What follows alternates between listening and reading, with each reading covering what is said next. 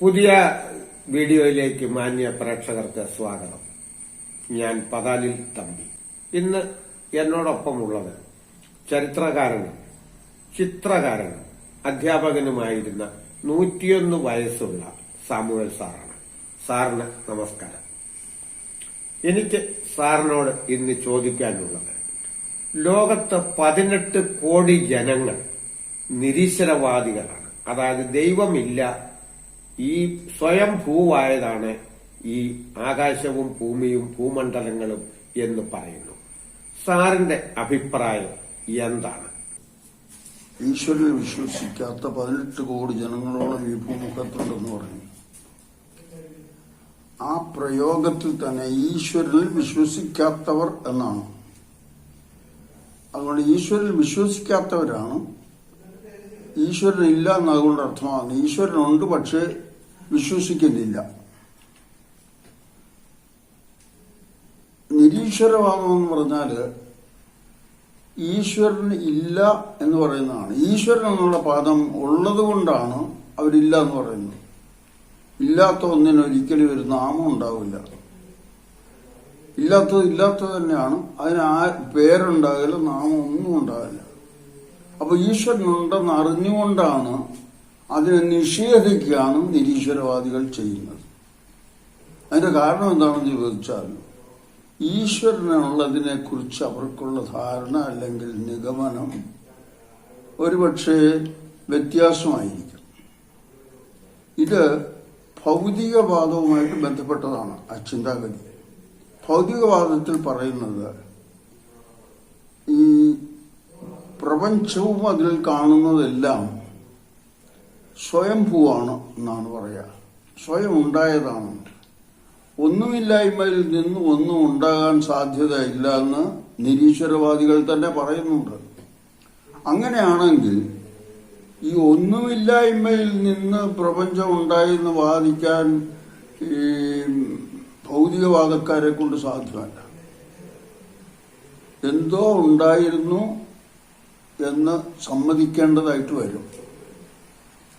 ആ ഉണ്ടായിരുന്നത് എന്താണ്, ഈ പ്രപഞ്ചം ഉണ്ടായതെങ്ങനാണ്, ഈശ്വരൻ എന്താണ് ഈശ്വരൻ എന്നുള്ള ധാരണ ഈ നിരീശ്വരവാദികൾ പറയേണ്ടതായിട്ട് വരും.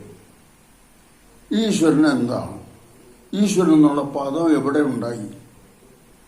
ഒരിടത്ത് ഈശ്വരനാണെങ്കിൽ മറ്റൊരിടത്ത് ഗോഡാണ്, വേറൊരിടത്ത് ഡെയിറ്റിയാണ്, മറ്റൊരിടത്ത് ഭഗവാനാണ്, ഈശ്വരനാണ്, പരമേശ്വരനാണ്, യഹോവയാണ്, യാഹാണ്. അങ്ങനെ പല പേരുകളിലാണ് ഈശ്വരൻ എന്ന പ്രതിഭാസത്തെ കുറിച്ച് അറിയുന്നത്. ഇതെന്താണ് സാധനം എന്നുള്ളതിനെ കുറിച്ച് നിരീശ്വരവാദികൾക്ക് എന്ത് അഭിപ്രായമുണ്ടെന്ന് എനിക്കറിഞ്ഞുകൂടാ. എന്നാൽ ബൈബിളോ അല്ലെങ്കിൽ ഇന്ത്യൻ ഫിലോസഫിയോ ഉദ്ധരിച്ച് പറയുകയാണെങ്കിൽ, ബൈബിൾ പറയുന്നത് ഈശ്വരൻ എന്നത്, ദൈവമെന്നത് ആത്മാവാണ്. അതെല്ലായിടത്തും നിറഞ്ഞു നിൽക്കുന്ന ആത്മാവാണ്. ഒമിനി പ്രസന്റ് എന്നാണ് പറയുന്നത്. സർവശക്തനാണ്, ഒമിനി പൊട്ടന്റ്. സർവവ്യാപിയാണെന്ന് പറയുന്നതാണ് പ്രസന്റ് ആണെന്ന് പറയുന്നത്. ഒമ്നിസെന്റ് ആണ്, സർവജ്ഞാനിയാണ്. ഇതാണ് ബൈബിൾ ഈശ്വരനെ കുറിച്ച് പറയുന്നത്. ഈ ഈശ്വരൻ ഇല്ല എന്ന് പറയുന്നവര് എന്തുകൊണ്ടില്ല എന്ന് പറയുന്നതുകൂടെ പറയണം.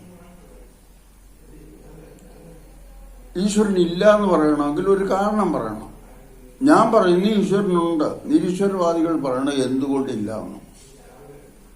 നിരീശ്വരവാദികൾ പറയുന്നത് ഈ കാണുന്ന സർവ പ്രപഞ്ചങ്ങളും അല്ലെ സർവ്വതും മനുഷ്യനിർമ്മിതമല്ല, അല്ലെങ്കിൽ ഒരു ദൈവനിർമ്മിതമല്ല, ഇത് സ്വയംഭൂവായതാണ്. അതല്ല ഇത് ദൈവം സൃഷ്ടിച്ചതാണോ എന്നുള്ളതിന് തെളിവ് എന്താണെന്നാണ് അവരുടെ ചോദ്യം. ആ ചോദ്യത്തിന് സാറ് ഉത്തരം പറഞ്ഞാൽ മതി. എന്ത് തെളിവാണ് സാറിന്റെ പക്കൽ ഉള്ളത്?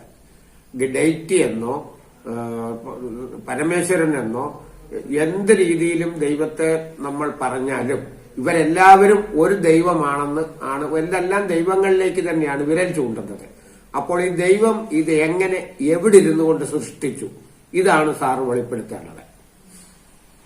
അതായത് ഞാനൊരു ഉത്തരം പറഞ്ഞു. ദൈവം എവിടെ ഇരുന്നു കൊണ്ടെന്ന് പറഞ്ഞാൽ ബൈബിളിലെ ക്രിസ്ത്യാനികളായിട്ടുള്ള ചിലർക്ക് ഒരു ധാരണയുള്ളത് ദൈവമെന്ന് പറയുന്നത് അങ്ങ് സ്വർഗാദി സ്വർഗങ്ങളിൽ സുവർണ സിംഹാസനത്തിൽ രത്നങ്ങൾ പതിച്ച സിംഹാസനത്തിൽ സ്വർണച്ചങ്ങല പിടിച്ച് ഗ്രഹങ്ങളെ നിയന്ത്രിക്കുന്ന വയോവൃദ്ധനായ താടിയും മുടിയും നരച്ച ഒരു വ്യക്തിയാണ് എന്ന് ചിലർ ധരിച്ചു വച്ചിരിക്കുന്നു.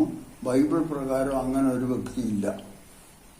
വെളിപാട് പുസ്തകത്തിൽ ബൈബിളിൽ പറയുന്ന യഹോവ പിന്നെ ആരാണ്? യഹോവ എന്ന് പറയുന്നത് ഞാൻ ഇതിനെക്കുറിച്ച് പറഞ്ഞിട്ടാണ് പറയേണ്ടത്. പിന്നെ ബൈബിളിൽ അങ്ങനെ ഒരു വ്യക്തിയെക്കുറിച്ചല്ല പറയുന്നത്. വെളിപാട് പുസ്തകത്തിൽ അങ്ങനെ ഒരു വ്യക്തിയെക്കുറിച്ച് പറയുന്നുണ്ട്. അതൊരു ദർശനമാണ്. ദർശനം എന്ന് പറയുന്നത് യാഥാർത്ഥ്യമായിട്ട് ചിലപ്പോൾ ബന്ധമില്ലായിരിക്കും. പല ദർശനങ്ങളെക്കുറിച്ചും ബൈബിൾ പറയുന്നുണ്ട്. വലിയൊരു വൃക്ഷം ദാനിയേൽ സ്വപ്നത്തിൽ കാണുന്നുണ്ട്. വലിയൊരു ബിംബത്തെ ദാനിയേൽ സ്വപ്നത്തിൽ കാണുന്നു. അതൊന്നും യാഥാർത്ഥ്യം കാണില്ല. അപ്പോ സാറിന്റെ ചോദ്യം ഉത്തരത്തെ തടസ്സപ്പെടുത്തിക്കൊണ്ട് മറ്റൊരു ചോദ്യം ചോദിക്കട്ടെ. ബൈബിളിൽ പറയുന്നത് ആദിയിൽ ദൈവം ആകാശവും ഭൂമിയും സൃഷ്ടിച്ചുവെന്നാണ്. ആ ദൈവം ആരാണ്? എവിടെ ഇരുന്നു കൊണ്ടാണ് അദ്ദേഹം ഇവയെല്ലാം സൃഷ്ടിച്ചത്? ആദിയിൽ ദൈവം ആകാശവും ഭൂമിയും സൃഷ്ടിച്ചു എന്നുള്ളതിന് അത് 5 വിഷയമാണ്. ആദി, ആകാശം, ദൈവം, ആകാശം, ഭൂമി സൃഷ്ടിച്ചു 5 വിഷയമാണ്. ഈ 5 വിഷയം എടുത്ത് പ്രതിപാദിച്ചെങ്കിൽ മാത്രമേ അതിന് ഉത്തരവാകുള്ളൂ. ഒറ്റ വാക്കിൽ ഉത്തരം പറയാവുന്ന ഒരു ചോദ്യമല്ല അത്. ദൈവം എവിടെ ഇരുന്നു കൊണ്ട് എന്ന് പറഞ്ഞതിന് ഞാൻ മറുപടി പറഞ്ഞു. ദൈവം ഒരിടത്ത് അങ്ങനെ സിംഹാസനത്തിൽ ഇരിക്കുന്ന ഒരു വ്യക്തിയായിട്ട് സങ്കല്പിച്ചിട്ടില്ല.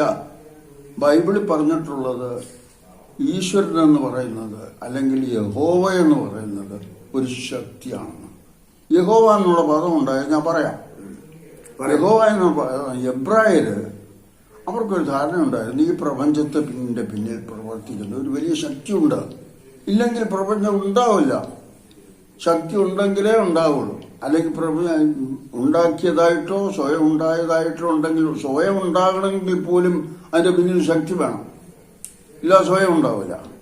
അപ്പോ ഇങ്ങനെ ഒരു ശക്തി ഈ പ്രപഞ്ചത്തിന്റെ പിന്നിലുണ്ട്. ആ ശക്തിക്ക് അത് കാണാൻ സാധിക്കുന്നില്ല, തൊട്ടറിയാൻ സാധിക്കുന്നില്ല, മണത്തറിയാൻ സാധിക്കുന്നില്ല. അങ്ങനെയുള്ളൊരു ശക്തിക്ക് ഇന്ത്യൻ ഫിലോസഫിയിൽ പേര് പറയുന്നത് പരബ്രഹ്മം എന്നാണ്. എബ്രായര് പറയുന്നത് അഡോണായ് എന്നാണ്. ആ ശക്തിക്ക് ഏതാ പ്രപഞ്ചത്തിന്റെ പിന്നിലുള്ള ശക്തിക്ക് അഡോണായ് എന്ന പേര് പറയും. അഡോണായ് എന്നുള്ള പേര് എബ്രായരുടെ ഇടയിൽ ഒരു വിശ്വാസം ഉണ്ടായിരുന്നു.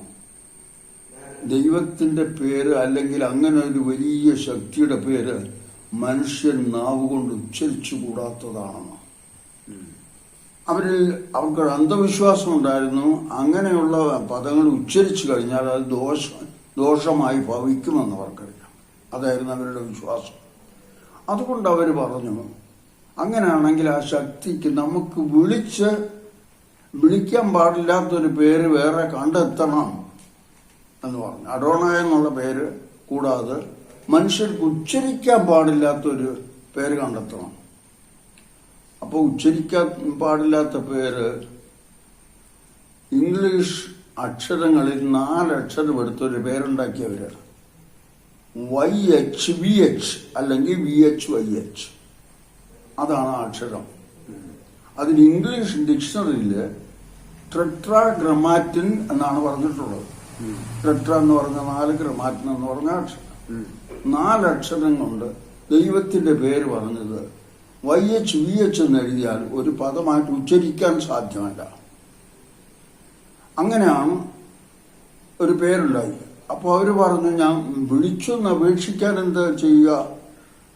അഡോണായും വിളിക്കാൻ പാടില്ല.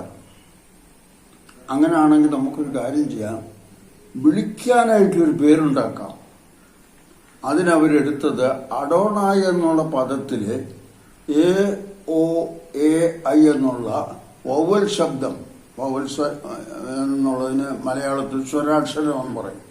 സ്വരാക്ഷരങ്ങൾ എടുത്താൽ അതിന് ഉച്ചാരണമില്ല. AOA എന്നല്ലേ പറയാൻ പറ്റുള്ളൂ. ആ പദമാണ് അവര് യഹോവ എന്ന് ഉച്ചരിച്ചത്. അങ്ങനെയാണ് യഹോവ ഉണ്ടായത്. അപ്പോൾ ആ യഹോവ എന്ന് പറയുന്നത് പ്രപഞ്ചത്തിന്റെ നിദാനമായിട്ടുള്ള പ്രപഞ്ചത്തിന് രൂപം കൊടുത്തിട്ടുള്ള ആ മഹശക്തിയാണ്. അതാണ് യഹോവ. ആ യഹോവയാണോ ആകാശവും ഭൂമിയും സൃഷ്ടിച്ചത്? കറക്റ്റ്. ആ യഹോവ സൃഷ്ടിച്ചു എന്നാണ് പറയുന്നത്. അതെ, ആ ശക്തിയാണ് സൃഷ്ടിച്ചത്. ആ ശക്തി സൃഷ്ടിച്ചു എന്ന് പറയുമ്പോൾ സൃഷ്ടിപ്പ് എങ്ങനെ നടന്നു എന്നുള്ള മറ്റൊരു എപ്പിസോഡ് നമ്മളിപ്പോൾ പറയേണ്ടതാണ്. എന്തായാലും ഞാൻ ചോദ്യം ചോദിച്ചോണ്ട് ഞാൻ മറുപടി പറയാം. പറയൂ. അതായത് ആൽബർട്ട് ഐൻസ്റ്റൈൻ പറഞ്ഞു, ശക്തി, ഊർജത്തിൽ നിന്ന് ദ്രവ്യം ഉണ്ടാക്കാം. ഊർജത്തിൽ നിന്നും ദ്രവ്യം ഉണ്ടാക്കാം എന്ന് പറഞ്ഞാൽ വലിയൊരു ശക്തി പ്രയോഗിച്ചാൽ അതിൽ നിന്ന് ദ്രവ്യം ഉണ്ടാവും. അതിൽ നിന്നും ദ്രവ്യം ഉരുത്തിരിഞ്ഞു വരും. ഉണ്ടാക്കാം. ഓക്കെ. ഉരുത്തിരിയല്ല, ഉണ്ടാവുകയാണ്. ഉണ്ടാവുകയാണ്. അത് വേറൊരു എപ്പിസോഡായിട്ട് നമുക്ക് പറയാനൊക്കെ ഘടകങ്ങളായിട്ട് ഘട്ടം ഘട്ടമായിട്ടാണ് ഉണ്ടാവുന്നത്. അതെ, അതിന്റെ അല്പം വിശദീകരിക്കാമോ? ഈ ഘട്ടം ഘട്ടമായിട്ട് എങ്ങനെയാണ് ഉണ്ടാകുന്നതെന്ന്. അതായത് ദൈവം ഉണ്ടാകട്ടെ എന്ന് ബൈബിളിൽ പറഞ്ഞപ്പോ ഉണ്ടായത് പ്രോട്ടോ പാർട്ടിക്കിൾസ് എന്നാ പറയുന്നത്. പ്രോട്ടോ എന്ന് പറഞ്ഞ ഏറ്റവും ചെറിയ കണികകൾ, അതിന് വെയിറ്റ് ഇല്ലായിരുന്നു. അത് നമുക്ക് ഇപ്പോഴല്ല, പിന്നീട് ഒരു അടുത്ത എപ്പിസോഡിൽ പറയാം. അത് പിന്നീട് രൂപാന്തരം പ്രാപിച്ച് ആറ്റം ആകുന്നുണ്ട്, ആറ്റം മോളിക്യൂൾസ് ആകുന്നുണ്ട്, മോളിക്യൂൾസ് ആയപ്പോൾ പിന്നെ ദ്രവ്യമായി കഴിഞ്ഞു. അങ്ങനെ സയൻസ് അത് തെളിയിക്കുന്നുണ്ട്. ശക്തി കൊണ്ടാണ് ഉണ്ടായത്, സ്വയം ഉണ്ടായതല്ല എന്ന് ബൈബിൾ തെളിയിക്കുന്നു. അത് നിഷേധിക്കുകയാണ് നിരീശ്വരവാദികൾ. അതുകൊണ്ട് അത് നമുക്ക് അടുത്ത എപ്പിസോഡിൽ വളരെ ക്ലിയർ ആയിട്ട് വ്യക്തമായിട്ട് സയന്റിഫിക്കായിട്ട് പ്രോസസ് പറഞ്ഞു തരാം. അതുകൊണ്ട് ഇന്ന് നമുക്ക് പറഞ്ഞു ഇത് കൺക്ലൂഡ് ചെയ്യാം. അതാ നല്ലത്.